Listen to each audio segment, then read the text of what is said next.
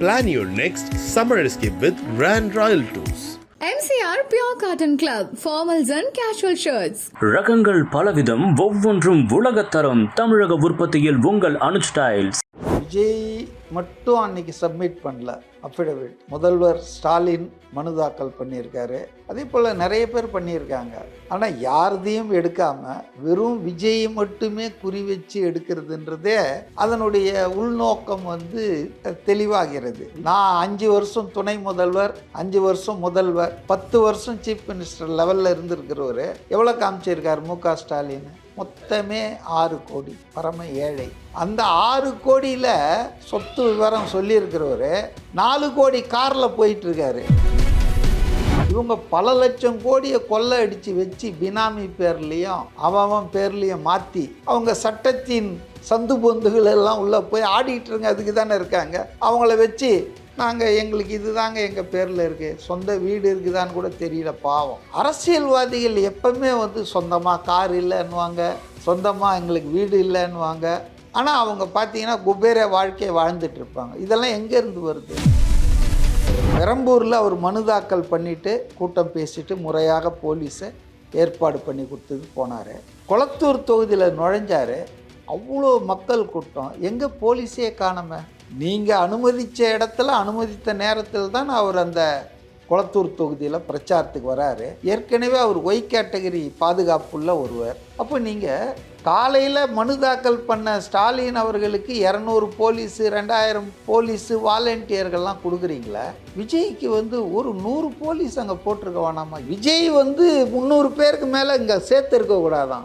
ஏங்க அவர் சேர்க்குறாரா? சேர்ற கூட்டங்க, தானாக சேர்ந்த கூட்டம் இது. ஸ்டாலினுக்கு 300 பேர் கூட வராத இடத்துல அவர் தொகுதியில் போயிட்டு இவர் 50,000 பேரை திரட்டினா அல்லது அவரை பார்க்க திரண்டா அதை சென்னை போக்குவரத்து போலீஸ் இல்லை சென்னை மாநகர போலீஸு எப்படி அதை சகிச்சுக்கும்? பாட்டில் கொண்டு அடிச்சிட்டாங்க அப்படின்றது, இதோட நிறுத்திக்கிங்க அப்படின்றதெல்லாம் ரொம்ப உக்கிரமாகவே பேசியிருந்தார். ஆனால் அதனுடைய தொடர்ச்சி அப்படின்னு பார்க்கும்போது இல்லை, அந்த விவகாரத்துக்கும் அரசியலுக்கும் சம்மந்தம் இல்லை, தனிப்பட்ட நபர்களுக்குள்ளே ஏற்பட்ட ஒரு சலசலப்புல தான் அந்த பாட்டில் வந்தது அப்படின்னு காவல்துறை ஒரு விளக்கத்தை கொடுக்குறாங்க. போலீஸ் சொல்கிற இந்த கதைகள்லாம் காக்கா குருவி கதைகள் தான். 2 பேர் குடிபோதையில் வீசிக்கிட்டாங்களாம். அதுக்கும் அரசியலுக்கும் சம்மந்தமே இல்லையா? இது எவ்வளோ பெரிய அரசியல் தெரியுமா? ஆனால் ஆதவ அர்ஜுனா டீம் புத்திசாலிகள். போலீஸ் அந்த சிசிடிவியை ஃபுட்டேஜ் எடுக்கிறதுக்கு முன்னால் அவங்க உருவிட்டாங்க. இப்போ 2 நண்பர்களுக்குள்ளே சண்டை வந்ததுன்னா ஒரு பாட்டில் உடையலாம், இல்லை 2 கிளாஸ் உடையலாம். ஆனால் குவியலாக அங்கே பாட்டில்கள், கண்ணாடிகள் குவிக்கப்பட்டிருக்குது அந்த மாடியில். அதுவும் பெண்கள் பகுதியில் தான் வீசியிருக்காங்க. ஏன் பெண்கள் பகுதியில் வீசுகிறாங்க சொல்லுங்களேன்? விஜய்க்கு வரக்கூடிய கூட்டத்தில் ஆதரவில் 70% பெண்கள், இளைஞர்கள் தான். ஸோ பெண்களை ஸ்கேர் பண்ணி விட்டோம்னா ஐயோ அடிக்கிறாங்க அங்கே போனால் அப்படின்னா வரமாட்டாங்கல்ல, வீட்டில் இருந்துருவாங்கல்ல. இது ஒரு திட்டமிட்ட அரசியல் நாடகம், சதி. போலீஸுடைய நம்பகத்தன்மையே கெடுக்குது. இந்த போலீஸை நம்பி விஜய் இன்னும் 20 நாள் எப்படி சுற்றுப்பயணம் பண்ண போகிறாரு? கலாட்டா நேயர்களுக்கு வணக்கம். நான் சரவண ராம்குமார். இன்று நம்மோடு அரசியல் விமர்சகர் திரு மதிவாணன் அவர்கள் இணைஞ்சிருக்கார். அவர்கிட்ட தான் பேசுறதா இருக்கும். பேசுவோம் சார். வணக்கம். வணக்கம். தமிழக வெற்றி கழகத்தின் தலைவர் விஜய் அவர்கள் தன்னுடைய அந்த சொத்து எவ்வளோ இருக்குது அப்படின்ற விவரங்கள் எல்லாம் பதிவு செஞ்சிருக்கார். அப்படிங்கும்போது அதை ஒட்டி நிறைய விமர்சனங்களும் வர ஆரம்பிக்குது அப்படின்றது பார்க்குறோம் சார். ஒரு பக்கம் என்னென்னா, பெற்ற தாய் தந்தை தன்னுடைய பிள்ளைக்கு கடன் கொடுத்துருக்காரு அப்படின்றத வச்சு சில ட்ரோல்ஸ் அப்படின்றது பார்க்குறோம். அவருடைய தனிப்பட்ட விவகாரம் தான். ஆனால் அவங்க ஏற்கனவே அவங்க மனைவி சொல்லியிருந்தது இந்த மாதிரி எனக்கு அவர் எதுவுமே செய்யறதில்லை அப்படின்றது இது மூலமாக வெளிப்பட்டிருக்கு அப்படின்ற விதத்தில் நிறைய ட்ரோல்ஸ் பார்க்க முடியுது, நிறைய நெகட்டிவ் கமெண்ட்ஸ் பார்க்க முடியுது. அப்படின்றத எப்படி பார்க்குறீங்க சார்? அதாவது விஜய் மட்டும் அன்னைக்கு சப்மிட் பண்ணல அஃபிடவிட். முதல்வர் ஸ்டாலின் மனு தாக்கல் பண்ணியிருக்காரு. அதே போல் நிறைய பேர் பண்ணியிருக்காங்க. ஆனால் யாரதையும் எடுக்காமல் வெறும் விஜய் மட்டுமே குறி வச்சு எடுக்கிறதுன்றதே அதனுடைய உள்நோக்கம் தெளிவாகிறது. விஜய் எதிர்ப்பாளர்கள் அப்படி தான் பண்ணுவாங்க. ஸோ விஜயை பொறுத்தவரையில் அவர் உழைத்து சம்பாதித்து அரசுக்கு வரி கட்டிய வந்த வருமானத்தை தான் காட்டியிருக்காரு. அதில் சில இப்போ நானே கூட தான் என் பையனுக்கு ஃபைனான்ஸ் பண்ணோன்னா, பையன் அடல்ட் ஆன பிறகு அவன் தொழில் நடத்தணுன்னா அவனுக்கு நான் கடன் கொடுத்து உதவ மாட்டேன்னா? என் மறைவுக்கு பிறகு அவன் எல்லாத்துக்கும் உடைமையாளர் தான். ஆனால் நான் கடன் கொடுக்க மாட்டேன்னா, இல்லை பிரதர்ஸுக்கு கொடுக்க மாட்டேன்னா, இல்லை அப்பா அம்மாவுக்கு கடனாக கொடுக்குறது என்ன தவறா? வட்டி வாங்கினாரா தெரியுமா? கைமாத்தா கொடுக்குறத கடன்னு காட்டுறார். அவர் வந்து எல்லாத்தையும் பக்காவாக ஒரு நேர்மையாக அவர் செய்யணும்னு நினைக்கிறாரு. அவர் என்ன வட்டிக்கு விட்டாரா? அதனால் இவ்வளோ பேசுகிறாங்களே இவங்கெல்லாம். இவர் எவ்வளோ வருமானம் காட்டியிருக்காரு? நான் 5 வருஷம் துணை முதல்வர், 5 வருஷம் முதல்வர், 10 வருஷம் சீஃப் மினிஸ்டர் லெவலில் இருந்திருக்கிறவர் எவ்வளோ காமிச்சிருக்கார் மு.க. ஸ்டாலின்? மொத்தமே 6 கோடி. பரம ஏழை. அந்த 6 கோடியில் சொத்து விவரம் சொல்லியிருக்கிறவர் 4 கோடி காரில் போயிட்டுருக்காரு. ஆனால் அவருக்கு சொந்தமாக காரே இல்லையாம். அவருக்கு மட்டும் இல்லை, அவர் மனைவிக்கும் காரே இல்லையாம். இதெல்லாம் நம்புறீங்களா? இதை பற்றிலாம் மீம்ஸ் வருதா? அப்போது ஒரு நபரினுடைய எதிர்ப்பை எல்லா விதத்திலும் காட்டணுன்றதுக்காக விஜயை எதிர்ப்பவர்கள் இதெல்லாம் செய்கிறாங்க. அவர் உண்மையை சொல்லியிருக்காரு. டார்கெட் பண்ணுறது தான், டார்கெட்டிங் தான். இது வேற ஒன்றும் இல்லை. அதான் அவருக்கு ஒரு க்ளீன் இமேஜ் இருக்குது. அவர் ஒரு கேரக்டர், நல்ல கேரக்டராக இருக்கார். ஸோ அதை டார்னிஷ் எப்படி பண்ணுறது? இன்க்ளூடிங் ஃபேமிலி இஷ்யூஸ்லாம் எடுக்கிறாங்க. இந்த ஃபேமிலி இஷ்யூஸ்லாம் டிஎம்கே ஃபஸ்ட் ஃபேமிலி இதை எடுத்தால் இன்னும் ஆகும், நாரும். அவ்வளோ இஷ்யூஸ் இருக்குது. பட்டு இதெல்லாம் தவறுங்க. பொது வாழ்க்கையில் ஒருத்தன் வந்திருக்கான்னா, பொது வாழ்க்கையில் அவன் என்ன செயல்படுறான், அவன் என்ன கான்ட்ரிபியூட் பண்ணுறான், அவன் சொல்கிறது என்ன அப்படின்னு தான் பார்க்கணும். அதனால் மு.க. ஸ்டாலினுடைய அந்த அஃபிடவிட்டு எவ்வளவு பொய்யானதோ அவ்வளோ உண்மையானது விஜய் கொடுத்துருக்கிற அஃபிடவிட். இவங்க பல லட்சம் கோடியை கொள்ளை அடித்து வச்சு பினாமி பேர்லேயும் அவன் பேர்லேயும் மடை மாற்றி கம்பெனிகள் எல்லாம் வந்து பேரில், ட்ரஸ்ட்டுகள் பேரில் மடை மாற்றி அவங்க சட்டத்தின் சந்து பொந்துகள் எல்லாம் உள்ளே போய் ஆடிட்டுருங்க. அதுக்கு தானே இருக்காங்க. அவங்கள வச்சு நாங்கள் எங்களுக்கு இது தாங்க எங்கள் பேரில் இருக்குது, சொந்த வீடு இருக்குதான்னு கூட தெரியல, பாவம் ஏழைகள் இல்லையா? அதனால் இது வந்துங்க ஒரு தவறான ஒப்பீடுங்க. விஜய் உண்மையை சொல்லியிருக்காரு. ஏன் கமல்ஹாசன் கூட கோவை தெற்கில் கண்டெஸ்ட் பண்ணும்போது 400 கோடி என்னவோ காட்டியிருந்தார். அரசியல்வாதிகள் எப்பவுமே வந்து சொந்தமாக கார் இல்லைன்னுவாங்க, சொந்தமாக எங்களுக்கு வீடு இல்லைன்னுவாங்க. ஆனால் அவங்க பார்த்தீங்கன்னா குபேர வாழ்க்கையை வாழ்ந்துட்டு இருப்பாங்க. இதெல்லாம் எங்கேருந்து வருது? அதனால் வந்துங்க இந்த விஷயத்தில் வந்து விஜயை டார்கெட் பண்ணுறதுல நியாயமும் இல்லை, அர்த்தமும் இல்லைங்க. ஆதவ அர்ஜுனா அவர்கள் பேசும்போது கூட இந்த மீட்டிங் பற்றி பேசியிருந்தாரு.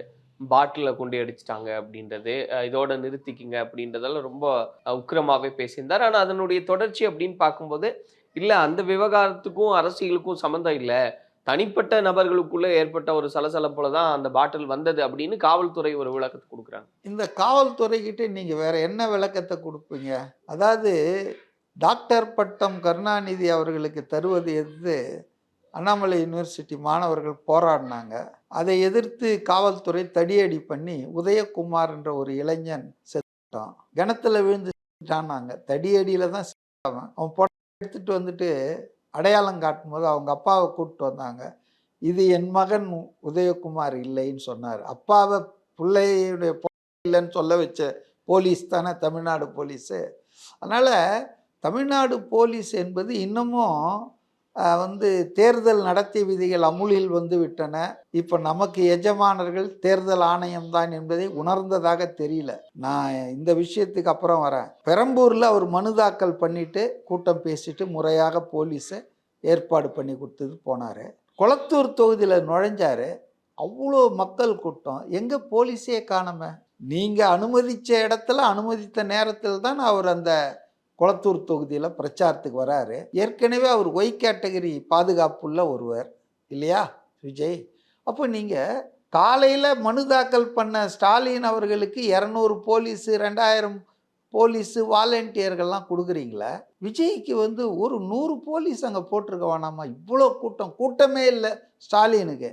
அவர் வந்து விதிகளை மீறி ஜீப்பில் வந்து ரோட் ஷோ பண்ணிட்டு போகிறாரு. விஜய்க்கு அந்த அனுமதி இல்லை. உதயநிதி ரோட் ஷோ நடத்துகிறாரு. அப்போது இந்த தமிழ்நாட்டு தேர்தல் ஆணையம் என்பது அல்லது தேர்தல் அலுவலர்கள் என்பது காவல்துறை என்பது இன்னும் திமுகவுக்கு தான் இது பண்ணுவாங்களா? லெவல் பிளேயிங் ஃபீல்டுன்னு ஒன்று இருக்கணும் இல்லை? மக்கள் எல்லாத்தையும் பார்த்துட்டு தாங்க இருக்காங்க. இப்போ வந்து விஜய் மேலே 5 பிரிவுகளில் வழக்கம். தேர்தல் விதிமுறைகளை அவர் மீறிட்டார். அவர் என்ன மீறினார்? ஸ்பீக்கர் அதிகமாக வச்சிருக்காருன்றாங்க. இன்னைக்கு காலையில் ஒரு தேர்தல் அலுவலர் புகார் கொடுத்துருக்காரு, படித்தேன். அவர்களுக்கு 300 பேர் தான் அனுமதிக்கப்பட்டதாம். 5000 பேர் வந்துட்டாங்களாம். 50,000 பேர் வந்தான். 5000லாம் போய் 50,000 பேர் வந்தான். ஆனால் நான் என்ன கேட்குறேன்னா, இவங்க அனுமதியை கேட்டு தான் மக்கள் அந்த தொகுதிக்கு வந்து அவங்க தலைவர் வந்தால் வந்து பார்க்குறதுக்கு. என்ன இவ்வளோ அரகன்ஸ் இவனுங்களுக்கு? தேர்தல் அலுவலர்னா நான் கொம்பு முளைச்சிருக்கா? அரசியல்வாதிகள் மக்களை சந்திக்க தேர்தல் நேரத்தில் தான் வராங்க. அப்போ அந்த நேரத்தில் வந்து அவங்களுக்கு ரிஸ்ட்ரிக்ட் பண்ணலாம். நீங்கள் 3 வண்டி தான் வரணும் உங்கள் கூட. இப்போ வேட்பாளர் மனு தாக்கல் பண்ணால் அங்கே 3 பேர் தான் போகணுன்னெலாம் சொல்லி ரெஸ்ட்ரிக்ட் பண்ணுறாங்க. ஆனால் துரைமுருகன் பார்த்தீங்கன்னா ஊர்வலமாக போய் இப்போ அவர் மேலேயும் வழக்கு போட்டிருக்காங்க. ஆக நீங்கள் வேட்பாளரை ரெஸ்ட்ரிக்ட் பண்ணலாம், அவருக்கு நிபந்தனை போடலாம். ஆனால் அவரை பார்க்க வர்ற பொதுமக்களுக்கு, வாக்காளர்களுக்கு நீ யார் வந்து எண்ணிக்கையை நிர்ணயிக்க? இல்லை, கட்டுப்பாடு ஸ்டாலின் பொறுப்பு காவல்துறை தான் கிடையாது. காவல்துறை அதெல்லாம் கட்டுப்படுத்தாதான். விஜய் வந்து 300 பேருக்கு மேலே இங்கே சேர்த்து இருக்கக்கூடாதான். ஏங்க அவர் சேர்க்கிறாரா? சேர்ற கூட்டங்க, தானாக சேர்ந்த கூட்டம் இது. அதனால் இப்போ அது அவர் மேலே இருக்கிற குற்றங்களில் ஒன்று, பெருங்குற்றம் இல்லையா அது? ஸ்டாலினுக்கு 300 பேர் கூட வராத இடத்துல அவர் தொகுதியில் போயிட்டு இவர் 50,000 பேரை திரட்டினா அல்லது அவரை பார்க்க திரண்டா அதை வந்து சென்னை போக்குவரத்து போலீஸ் வந்து இல்லை சென்னை மாநகர போலீஸு எப்படி அதை சகிச்சுக்கும்? அதனால் அது ஒரு 5 பிரிவில் ஒரு பிரிவு. நீங்கள் சொன்னது ஒன்று, மைக் எதை லவுட் ஸ்பீக்கர் அதிகமாக வச்சுட்டாங்கன்னு. ஆனால் இதெல்லாம் சரியில்லைங்க. அதாவது தேர்தல் நேரத்தில் மக்களுக்கு அவங்க விரும்புகிற தலைவர், அவங்க ஆதரவு கொடுக்குற தலைவர், அரசியல் பிரமுகர் வந்தால் பார்க்கறதுக்கு அலோவ் பண்ணணும். நீங்கள் 300 பேர் தான் பார்க்கணுன்னா இவங்க வர்றதே தேர்தலுக்கு தான் வராங்க. அப்படி இருக்கும்போது நீங்கள் எப்படி ரெஸ்ட்ரிக்ட் பண்ணலாம்? இதெல்லாம் என்ன நியாயம்? அதனால் நேற்று நடந்த விஷயம் வந்து ஆதவ் அர்ஜுனா ரொம்ப உணர்ச்சி வசப்பட்டார், பேசினார். இப்போ கூட பார்த்தேன் நான். இவர் நம்ம அர்ச்சனா பட்நாயக்க செக்ரட்டேரியட்டில் அவரும் புஷி ஆனந்தம் போய் கம்ப்ளைண்ட் கொடுத்துட்டு தான் கீழே வந்து ப்ரெஸ்ஸை மீட் பண்ணிட்டு பேசிகிட்டு இருக்காரு. அதாவதுங்க போலீஸ் சொல்கிற இந்த கதைகள்லாம் வந்துங்க காக்கா குருவி கதைகள் தான். 2 பேர் குடிபோதையில் வந்து வீசிக்கிட்டாங்களாம். அதுக்கும் அரசியலுக்கும் சம்மந்தமே இல்லையா? இது எவ்வளோ பெரிய அரசியல் தெரியுமா? ஆனால் ஆதவ் அர்ஜுனா டீம் வந்து புத்திசாலிகள். போலீஸ் வந்து அந்த சிசிடிவியை ஃபுட்டேஜ் எடுக்கிறதுக்கு முன்னால் அவங்க உருவிட்டாங்க. இப்போ அதை அவர் காட்டுறாரு. அதை காப்பியும் இப்போ அர்ச்சனா பட்நாயக்கிட்ட கொடுத்துருக்காரு. அவங்க மேலே மட்டும்தான் இப்போ எங்களுக்கு நம்பிக்கை இருக்குதுன்னு சொல்லியிருக்காரு. ஏன்னா இது கீழே இருக்கிற குமரபருவா, அவர் பேர் என்ன, குமரகுருபரன், சென்னை மாவட்ட தேர்தல் அலுவலர், அவர் வந்து சேகர் பாபு பாக்கெட்டில் தான் உட்காந்துக்கிட்டு இப்போ நடத்திட்டு இருக்காரு. அப்படி இருக்கும்போது போலீஸ் சொல்கிறது இப்படி சொல்லுவாங்கன்னு தான் நான் எதிர்பார்த்தேன். அவரே சொன்னாரே நேற்று, அவர் மைக்கில் சொன்ன பிறகு அதை தான் போலீஸ் சொல்லியிருக்குது. ஆனால் அந்த ஃபுட்டேஜ் என்ன காட்டுதுன்னா, அந்த ரூமில் குவிக்க வைக்கப்பட்டிருக்குது. நிறைய பாட்டில்கள் உடைச்சி துண்டு துண்டாக அப்படியே இருக்குது. ஒரு 4-5 எடுத்து வீசலாம். இப்போ 2 நண்பர்களுக்குள்ளே சண்டை வந்ததுன்னா ஒரு பாட்டில் உடையலாம், இல்லை 2 கிளாஸ் உடையலாம். புரியுதுங்களா? ஆனால் குவியலாக அங்கே பாட்டில்கள், கண்ணாடிகள் வந்து குவிக்கப்பட்டிருக்குது அந்த மாடியில். அதுவும் பெண்கள் பகுதியில் தான் வீசியிருக்காங்க. ஏன் பெண்கள் பகுதியில் வீசுகிறாங்க சொல்லுங்களேன்? விஜய்க்கு வரக்கூடிய கூட்டத்தில் ஆதரவில் 70% பெண்கள், இளைஞர்கள் தான். ஸோ பெண்களை ஸ்கேர் பண்ணி விட்டோம்னா, பெண்கள் ஐயோ அடிக்கிறாங்க அங்கே போனால் அப்படின்னா வரமாட்டாங்கல்ல, வீட்டில் இருந்துருவாங்கல்ல. இது ஒரு திட்டமிட்ட அரசியல் நாடகம், சதி. இதை வந்து காவல்துறை வந்து 2 குடிகாரர்கள் ஏதோ வேடிக்கையாக விளையாடிட்டாங்க அப்படின்னு சொல்கிறது போலீஸினுடைய பேரையே கெடுக்குதுங்க. போலீஸுடைய நம்பகத்தன்மையே கெடுக்குது. இந்த போலீஸை நம்பி விஜய் இன்னும் 20 நாள் எப்படி சுற்றுப்பயணம் பண்ண போகிறாரு? தமிழ்நாடு காவல்துறை என்பது டோட்டலாக மாற்றி அமைக்கப்பட வேண்டும். நீங்கள் ஆட்சியாளர்கள் கட்டளைக்கு கீழ்ப்படிவது வேறு, அரசியல் கட்சியினுடைய ஏஜென்ட்டுகளாக மாறுவது வேறு. You should obey the orders of the government. அதில் ஒன்றும் சந்தேகம் இல்லை. போலீஸுன்றது கவர்மெண்ட்டுடைய ஒரு அங்கம்தான். ஆனால் டிஎம்கே பார்ட்டியினுடைய முகவர்களாக, ஏஜென்ட்டுகளாக காவல்துறை அதிகாரிகள் நடக்கக்கூடாது. There is a lot of difference between it. இன்னைக்கு தொல் திருமாவளவன் அவர்கள் ஒரு ஆங்கில நாளேட்டுக்கு பேட்டி கொடுத்திருக்காரு. அந்த சமயத்துல கேட்கப்பட்ட கேள்வி, பாஜக இவ்வளவு தூரம் அழுத்தம் கொடுத்தும் கூட விஜய் அவர்கள் பாஜகவோட சேராம இருக்கிறத எப்படி பாக்குறீங்கன்னதுக்கு அவர் ஒரு பதில் சொல்லியிருக்காரு. வரவேற்கிறேன்னு சொன்னாலும் கூட அதுல ஒரு புள்ளி வச்சிருக்காரு அப்படின்றது பாக்குறோம். நீங்க எப்படி அதை புரிஞ்சுக்கிறீங்க? இல்லை, அந்த பேட்டி மட்டும் இல்லை, அவர் இதுக்கு முன்னால் ஒரு இது பண்ணியிருந்தார். அதாவது ஏன் மாநில அரசியலுக்கு தான் வருகிறேன். இப்போ விஜய் வந்து 2 தொகுதியில் ஏன் போட்டி போடுறாரு அப்படின்னு சொன்னவங்க இதை யாரும் கேள்வி எழுப்பலை. ஏன் சிவி சண்முகம் எம்பியாக இருக்கார், அவர் எம்எல்ஏக்கு நிற்கிறாரு அதிமுக சார்பாக. விசிக தலைவர் சிதம்பரம் எம்பியாக இருக்கார். இப்போ என்ன எவ்வளோ நாள், 2 வருஷம் தான் ஆச்சு, இன்னும் 3 வருஷம் இருக்குது. 29 தான் அடுத்த நாடாளுமன்ற தேர்தல், பாதியை கூட இன்னும் தாண்டலை. ஆனால் அவர் வந்து காட்டுமன்னார் கோயிலில் அசம்பிளிக்கு நிற்கிறாரு. நிற்கிறதுக்கு அவர் ஒரு காரணம் சொல்கிறாரு. தமிழக அரசியலில் தான் நான் 2021 நிற்கணும்னு நினச்சேன். எனக்கு இங்கே தான் எனக்கு அசம்பிளியில் நான் செயல்பட்டால் தான் என் கட்சி வளர முடியும். அதனால் நான் வந்து தமிழ்நாடு அரசியலுக்கு வரேன் அப்படின்லாம் சொல்கிறாரு. இன்னொன்று களம் மாறும். அதான் சொல்ல வரேன். அதாவது 2026 தேர்தலுக்கு பிறகு அரசியல் களமே மாறும்ன்றாரு. இதையும் சேர்த்து வச்சு படிக்கணும். இன்னைக்கு இந்து நாளிதழில் அவர் அளிச்சிருக்கிற நேர்காணலையும் சேர்த்து படிக்கணும். அப்போ தான் உங்களுக்கு ஒரு இது கிடைக்கும்.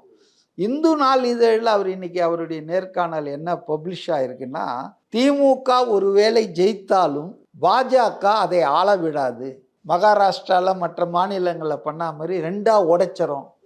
அப்போ ஆல்ரெடி ஒரு ஆள் இருக்கிறாருன்னு இவர் சந்தேகப்படுறார். திமுகவில் பாஜகவி ஒரு ஆள் கையால் இருக்காரு, அந்த கட்சியை உடைக்கிற வல்லமை உள்ள ஆள் இருக்காரு அப்படின்ற சந்தேகம் அவருக்கு இருப்பதால் தானே இப்படி ஓப்பனாக சொல்கிறாரு. அப்போ பாஜக வந்து இந்த திமுகவை ஆள விடாது. எப்படி ஆள விடாதுன்னா, அது மெஜாரிட்டி வந்தாலும் 2ஆ உடைச்சிரும், துண்டாடி விடும் அப்படின்னு சொல்கிறாரு. அந்த சமயத்தில் நான் தமிழ்நாட்டு அரசியலில் இருந்தால் தான் அது சரியாக இருக்கும்னு சொல்கிறார்.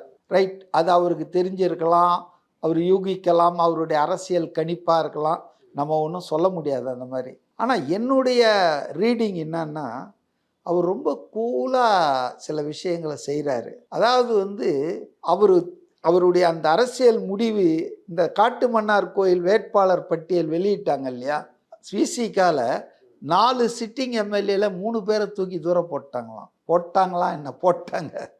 புதியவர்களுக்கு வாய்ப்பு, ஒரே ஒருத்தரை மட்டும்தான் ரீட்டைன் பண்ணியிருக்காங்க 8ல்.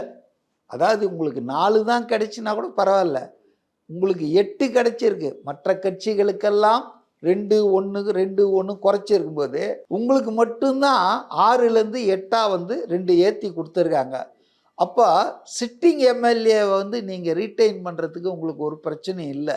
ஆனால் என்ன வெளிப்படையாக என்ன சொல்கிறாங்க, நாங்கள் வந்து அவங்க மேலே எந்த ஒழுங்கு நடவடிக்கையும் இல்லை, அவங்க மேலே எந்த புகாரும் இல்லை, மாற்றம் தானே வாழ்க்கை சுழல வேண்டும்ன்றாங்க. ஆனால் இந்த மாதிரி இவர் தமிழ்நாடு அரசியலுக்கு வராரு, காட்டுமன்னார் கோயிலில் போட்டி போட போகிறாருன்னு இந்த செய்தியை கேட்டவுடன் ரொம்ப கொதிச்சு போயிட்டாராம் மு.க. ஸ்டாலின். அவருக்கு புரியுது இவர் ஏன் வராருன்னு சொல்லிட்டு. அதே போல் அவருடைய ஆதரவாளர்கள் விசிகா போர்வையை போத்திக்கிட்டு இருந்தாங்க இல்லையா, அந்த 3 பேரை அழகாக இவர் வந்து இல்லாமல் பண்ணிட்டாருன்ற ஒரு வருத்தமும் இருந்திருக்கு அந்த வேட்பாளர் அறிவிப்பு வந்த பிறகு. ஏன் திமுகவுக்கு வெறுப்பு வருது இவர் மாநில அரசியலுக்கு வர்றதுன்னு சொன்னால், எதிர்காலத்தில் வந்து உதயநிதிக்கு இவர் பெரிய டஃப் கொடுப்பார். விஜய் ஏற்கனவே பெரிய டஃப்பாக இருக்குது, இது வந்தால் ரஃப் ஆகிடும். ஸோ மாநில அரசியலுக்கு திருமாவளவன் வருவதை திமுக ரசிக்கவில்லை. அதனால் அவரை ஜெயிக்க விடுவாங்களான்றதே சந்தேகம். நான் ஒரு விஷயம் சொல்கிறேன். ஒரு போன பாராளுமன்றத்தை, அதுக்கு முந்தான பாராளுமன்ற தேர்தலில் சிதம்பரம் தொகுதியில் லோக்சபாவுக்கு நின்னார். அப்போ பார்த்தீங்கன்னா திமுக கூட்டணி வேட்பாளர்லாம் லட்சத்தில் தான் மார்ஜினில் ஜெயிச்சிட்டே இருக்கிறான். ரிசல்ட் வர்ற வரைக்கும் இழுபறியாக இருக்குது. எது சிதம்பரம். திருமாவளவன் ஒரு நல்ல தலைவர், நாடறிந்த தலைவர், நல்ல பேச்சாளர். அவருக்கு வந்து இழுபறி 100 ஓட்டு 200 ஓட்டு எலெக்ஷன் முடிவு அறிவிக்கும் வரையில் அவர் ஜெயிப்பாரா தோப்பாரான்ற சூழ்நிலை 38 தொகுதிகளில் இல்லை, இந்த ஒரு தொகுதியில் இருந்தது. ஏன் தெரியுங்களா?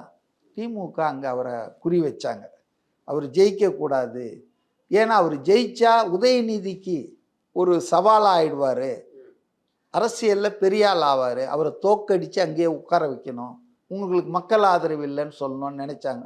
இல்லைன்னா வாட் இஸ் த ரீசன் கொஞ்சம் சொல்லுங்களேன். எல்லா தொகுதிகளிலும் பேர் தெரிஞ்சவன் தெரியாதவன் மொக்கையானவன்லாம் லட்சக்கணக்கில் ஜெயிக்கிறான் மார்ஜினில். ஏன் சிதம்பரத்தில் அதில் ஒரு சாதிய அணுகுமுறையும் இருக்குது, அது வேறு விஷயம். இவர் ஒரு தலித் என்பதால் அங்கே வேலை செய்கிறாங்க, கட்சிகளை எல்லாம் மறந்து அவரை தோக்கடிக்கணுன்ற ஆனால் திமுக என்ன பண்ணிச்சு? திமுக அதுக்கு துணை போனது. ஈ வாஸ் ஜஸ்ட் பாஸ் மாதிரி, அந்த கடைசி சுற்றில் ஜெயிச்சா மாதிரி தான் எனக்கு நினைவு.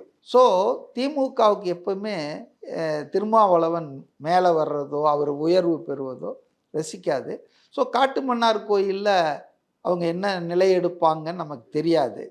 திமுகவின் உதவி இல்லாமல் அவரால் ஜெயிக்க முடியாது. விசிகாவால் எந்த தொகுதியிலும் கம்யூனிஸ்டுகளாலோ, நான் அதை விசிகா மட்டும் சொல்ல, அதன் கூட்டணி கட்சிகள் எதனாலும் திமுகவின் உதவி இல்லை என்றால் காங்கிரஸுக்கும் பண்ண போகிறாங்க பாருங்கள். 28 கையை முறுக்கி வாங்கிட்டாங்கல்ல, அதில் எவ்வளோ ஜெயிக்கிறாங்க எவ்வளோ பண்ண போகிறாங்க பாருங்கள் திமுக. அதெல்லாம் தெளிவாக ஸ்கெட்ச் போட்டு வச்சுருப்பாங்க. விஜயனுடைய அரசியல் வரவு என்பது 2ஆ உடஞ்சிட்டு இருந்த அந்த வாக்கை இப்போ 3ஆ உடைச்சிடுச்சு. இப்போ இதில் யாரும் இல்லை, ஒரு சமமான ஒரு லெவலுக்கு போயிட்டுருக்கு. அப்போ ஒரு தொங்கு சட்டசபை வரக்கூடிய வாய்ப்பு இருக்கிறது என்பதை திருமாவளவன் உணர்ந்திருக்கிறார். இதை தான் ஸ்டாலின் அவர் நெருங்கிய ஆள்கிட்ட சொல்லியிருக்கார். அப்போ திருமாவளவனே நமக்கு மெஜாரிட்டி கிடைக்காது அப்படின்னு அவரே நினைக்கிறாரா? இது அர்த்தம் என்ன? அரசியல் களம் மாறும், நான் மாநில அரசுக்கு வரணும் 26க்கு பிறகுனா, அப்போ அவரே கூட்டணியில் இருந்துக்கிட்டே நம்ம ஜெயிக்க மாட்டோம்னு சொல்கிறாரா அப்படின்னு இவர் ரொம்ப வேதனை தெரிவித்ததாக ஒரு தகவல். அதாவது எந்த கட்சிக்கும் பெரும்பான்மை கிடைக்கலன்னா சின்ன சின்ன கட்சிகளுக்கு கூட உங்களுக்கு அப்போ ரேட்டு அப்புறம் உங்கள் ஏறிடும். ஏன்னா தொங்கு சட்டசபைன்னு அப்படியே தொங்க விட்டுட்டு போயிட மாட்டாங்க. யாராவது 2 பேர் சேர்ந்து 3 பேர் சேர்ந்து மாற்று அரசு அமைச்சாகணும். 5 வருஷம் ஆட்சி இருக்குது இல்லை, திருப்பி ஒரு தேர்தல் நடத்த முடியுமா என்ன? ஜனாதிபதி ஆட்சி தான் தொடரும். அப்புறம்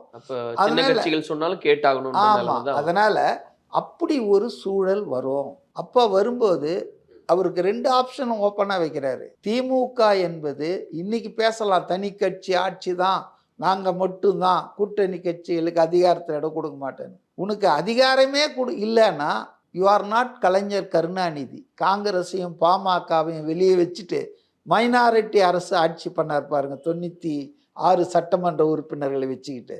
அது மாதிரி ஸ்டாலினால் பண்ண முடியாது. இப்போ ஸ்டாலின் ஹாஸ் டு சேஞ்ச். அப்போ கூட்டணி அரசுக்கு வாய்ப்பு இருக்கிறது. கூட்டணி அரசுன்னா அந்த கூட்டணி கட்சிகளுக்கு அமைச்சராகிற வாய்ப்பு இருக்கு இல்லையா? அப்போ அமைச்சராகிற வாய்ப்பு இருக்கும்போது எம்எல்ஏவாக இருந்தால் தானே அமைச்சராக முடியும். இப்போ புரியுதா ஸ்கீம் ஆஃப் திங்ஸு? இது ஒரு வேலை விஜய் தலைமையில் ஒரு கூட்டணி அரசு உருவாகுது. ஏன்னா அவர் கொஞ்சம் அதிகமாக ஜெயிச்சிட்டாரு, அதிமுக அவரை சேர்ந்துட்டாங்க. அப்படி ஒரு சிச்சுவேஷனும் வரலாம் இல்லையா? பொது எதிரி திமுக மக்களால் நிராகரிக்கப்பட்டுடுச்சு, அதனால் நாங்கள் மாற்று அரசை அமைக்கிறோம். ஒரு கட்சி ஆட்சியிலிருந்து பெரும்பான்மை இழந்து விட்டால் அது மக்கள் நிராகரித்ததாக தானே அர்த்தம். அதானே அர்த்தம். அப்போ அந்த தேர்தல் தீர்ப்பை நாங்கள் ஏற்கிறோம், மக்கள் தீர்ப்பை. இப்போ நாங்கள் 2 பேரும் சேர்ந்து தான் ஆட்சி அமைக்கணும்னு சொல்லியிருக்காங்கன்னு போது, அப்போ கூட்டணி அரசு தாவேக்கா எப்போவோ பச்சை கொடி காட்டியாச்சு. அதை கிண்டல்லாம் பண்ணார் திருமாவளவன் விக்கிரவாண்டி மாநாட்டில். ஆனால் இதே திருமாவளவன் அந்த கணக்கையும் போட்டு தாவேக்கா பண்ணால் அவருக்கு என்ன பாஜக இருக்கக்கூடாது, விஜய்க்கும் அது தானே, பாஜகவை கிட்ட சேர்க்க மாட்டார். அப்போ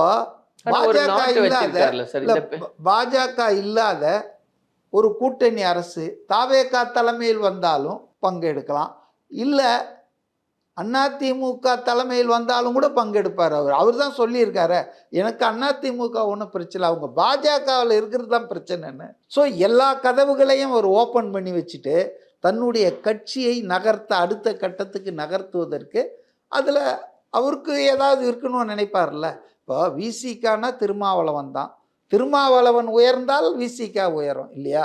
அதுதான் அவருடைய கேம் பிளான் நான் நினைக்கிறேன். இப்போ நீங்க சொன்ன மாதிரி சார், விஜய் அவர்கள் வந்து அந்த அப்படி ஒரு மெஜாரிட்டிக்கு வரும்போது அவங்களோட கை கோர்க்கறதுக்கான பாசிபிலிட்டி இருந்தாலும் அதை அக்செப்ட் பண்ணிக்குவாருன்னா, இப்போ இந்த பேட்டியில கூட ஒரு புள்ளி வச்சிருக்காரு.